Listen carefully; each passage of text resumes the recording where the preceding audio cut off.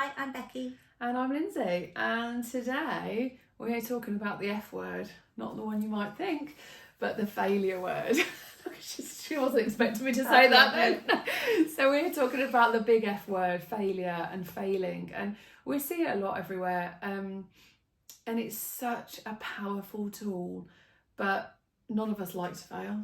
But the power in admitting our failures and learning from them and not seeing them as failures and allowing yourself permission to fail is so important in your personal growth, your artistic journey, your business growth, your relationships with people and everything. So I'm going to pose you a question, Becky. Oh, goodness. She's I like, don't like it when she does this. I know.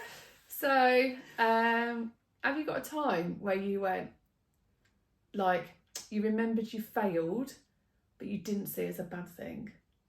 Like a feeling of failure, but didn't see it as a bad thing? Oh gosh. While she's thinking, I'm going to let her think about this. Because for me, this is really hard. And the point that I've said to her, can you think of a failure? And then is it a bad thing? We are instilled to think as failure as a bad thing. So when we learn to walk, well done, what we're going to do next? Ride a bike. When we learn to ride a bike, fantastic. We're going to learn our alphabet. We're going to learn our letters. Anything we do is never enough. So in our DNA and growing up, we are always taught to keep striving for better. That's a good thing. I'm just Which it is a good thing. I'm just jumping in. It is a good thing. However, when we fall over when we're a little baby, everyone goes, "Oops, a daisy, let's get up and try again," or "Oh dear, come on then." Whereas that changes and shifts and goes away. That encouragement disappears, and it's just like, and then it shifts. And I hear people say to people all the time, "Well, what did you do that for? You know better. I've told you so many times about that." Or, "Well, I've shown you how to do that weeks ago. Why can't you remember how to do it?" Because there's life going on around us. There's lots of other things. So all of these little mini criticisms all the time when we forget things or fail, or we need a little fail in their eyes, or we need a little reminder, are seen as failures, and it's as a negative. So then we get really protective of ourselves, and we don't like to fail or to think we're going to get it wrong, or we don't want to be that person in the class that gets it wrong or puts their hand up for the wrong answer because of the failure of people going, "Oh, why doesn't she know that? Well, that's a silly answer." And it's how do we break that down, and how do we change that mindset in ourselves to give ourselves permission to just have a go. We haven't got to get it right. We haven't got to get it perfect. We've just got to have a go. Do you see that with your students? Yeah, and the one thing I say to my students is, do you know what the biggest thing you can do to help your learning? Is fail. Because we do most of our learning through mistakes. I was talking to somebody a while ago about, they were interviewing people for jobs, and they had a lot of people coming through who had got first class honours degrees, incredible educational resume. They'd then gone on to do masters. But they'd never failed at anything or faced a problem. And in part of the job interview process, it was really interesting what they did. They put them through some quite challenging things, which actually had got nothing to do with the job that they were going for. However, it was using the skills that were needed in that job to apply it to a different situation. And some of these people were getting really, really, really frustrated because they were going, "But I don't understand, why does this thing? I can't do it, I can't figure it."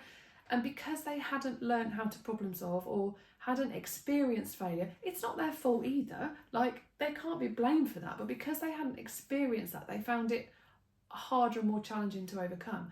And yet one of the candidates that went in feeling quite, in their words, inferior compared to the rest of them because they hadn't had the type of education or upbringing that they perceived the others to have had, or the successes that she thought was important, went straight in and took ownership and totally led it and thrived because she was able to think outside of the box, problem solve, apply those different skills in the setting, and it didn't flummox her because she was used to having to figure it out.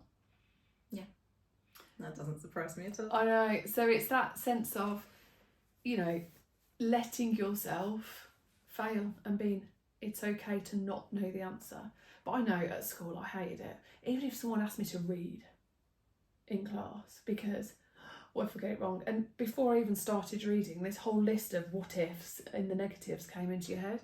So how do you get rid of those? What's a bit of a top? Have you got a top tip? I always ask the question, how do you know what you're able to achieve if you're not prepared to fail? Because otherwise you stay very much within this whole thing. How do you know where your boundaries actually are until you test them? Mm-hmm. That's how we learn. That's how we learn what voices can do. We take them and see where we can go. I always talk about how do you find out your boundaries unless you're prepared to make those mistakes and to make that failure, because you won't know what your limit is until you're prepared to do that. Yeah, and you won't know what you like, and you won't know what feels good to you that you want to do more exactly. of until you've tried it. Exactly. So you don't learn anything about yourself. I look at it from that angle and talk about, well, how do you know unless you try? And they're like, well, I can't. Have you tried? No. So let's try. Well, what if it goes wrong? Well, then you know where to go, and then we can try something else. But until you do it, can't help. It's everyone's heard it, I'm sure, but it's a little word called yet, and it's the power of not being able to do it yet. It's not. So there's a difference between a phrase of I can't do it and I can't do it yet. Oh, well, no, I can't ride a horse. Well, I can't ride a horse yet, but after 6 lessons, I'll be able to be a bit more confident with it. We had a student the other day. She really likes the piano. Can you play the piano? I said to her. She was like, no, I can't play the piano. I was like, well, anybody can play the piano. No, I can't play the piano. So we sat down and had a little play with her in the hall, and all of a sudden she played this little bit and she went, oh, I said, so you can't play it yet, but you could if you tried. And she was like, oh yeah, and it opened it up. She just so it's that idea of yet, and then so how are you going to enable yourself to have a go at it? Yeah, and there's a big fear thing, and it's understanding, for me, it's understanding the psychology that goes behind it. Because we go into, if we've got that fear of failure or we're worried that it's going to go wrong, we go into survival mode. And survival mode is just going back to those kind of primal instincts and urges, and we will protect ourselves. But that's when we stop ourselves from going off and soaring and flying and doing all sorts. And sometimes in that moment when we do fail, those primal instincts of survival mode are what create other emotions. And if we don't stop to calm and process, then that's where other things happen and it escalates, and the anxiety or the anger or the disappointment can all get out of hand. And then you can't really process the feeling. It just becomes a negative thing attached to the failure, rather than actually processing it and flipping it and being able to grow from it. So some work I'm doing at primary school at the minute about emotional regulation is just about getting people to understand what their body's telling them. Are they actually disappointed because they've failed at that, or are they relieved it's over and it's okay because I don't want to do it again? And they're two very different things. And if you take the time to notice those feelings and then do what you need to do, to move on, it's amazing with all the power it has. And we've got this little character called Stan, and we've got this little lad on the board, and our little Stan helps them remember that S is for you need to stop in that moment of failure. Just stop, take a minute. The T is for try, and to try and process and realise what your body's telling you. Are you hot? Are you hungry? Did it not work out because you needed a wee in the middle of it or something daft? Do you know what I mean? Like, just stop and notice all the signals your body's giving you. Try and figure out give yourself the time to try and figure out how you feel about it. And then ask for the help that you need to try and move on for it is the A. And then the final bit, the N, is to notice what else is going on around you that's influencing these things, that you could maybe do something about as well. We use Stan as a little way to help us overcome the emotions of it. Not always possible to use Stan. No, depending not on the always. situation, because sometimes we can't stop. No, and that's you can't stop at the too. moment, but you could do it later on. You could reflect later, but you can't always do it in the moment. This is where you've got to remember that stopping doesn't necessarily mean right at that moment. Sometimes we can reflect and we can stop in the process. Sometimes we have to stop and reflect after and reflect back on it. So it's making sure that, just wanted to clarify that. No, good one. The other one is looking at things from the outside in, from a different try and look at it from a different person's perspective as well. Because we're all our worst cynics and our worst critics, aren't we? No matter what we do, we all think we've done a terrible job at it, and we'll be sat at home thinking, oh, that went awful, and somebody else somewhere is going, they did a great job. That's a very, very difficult one to get your head around and to get into. That takes a lot of work. That one's not easy. I struggle with that, have always done, still do, probably always will do. And always will. And an element of it is quite good to do that. It's quite good to have that because it's very grounding as well. But it's just that balance of actually taking the time to notice what other people might have noticed that you did and achieved in that moment. So yeah, and then if it does always go terribly wrong, and once you've processed all of those things, you do think, well, yes, that still was a failure. That's totally acceptable as well. One of the key things is letting go. Yeah. It's thinking about, imagining that you've got this rope with the failure at the other end, and the failure is going into this like big black hole, and you're holding on to it, and it's pulling you in with it. What happens if you just let go? The failure disappears, you're still there standing. So there's that as well.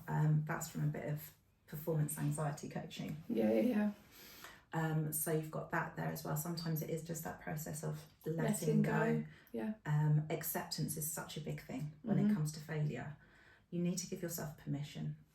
Always give yourself permission to do things that could lead to failure. I talk about permission so much with students and with people. It is the biggest thing. It's allowing yourself, and it's looking at who's telling you what you should and shouldn't do. It's your choice to make that permission. It's hard to make that choice, and if you haven't had the space to be able to make free choice, it's a really, really hard skill to learn how to do, and it takes time. But you can do it with little things like giving yourself permission to leave the washing up on the side before you go to bed overnight. But it is silly things like that, isn't it? Yeah. Or going, my hair needs washing, I don't want to today, so I'm giving my permission not to, I don't have to. Or I'm going to just leave that till tomorrow. It's giving yourself to try something new cooking wise, and for it to go horrendously wrong, and for it to taste absolutely revolting. Yeah. Because who knows? Something magic might come out of it. You never know. But it's that trying new, and we do go into that fight flight mode when it's new. We don't like new. Our brains don't like it. It's survival.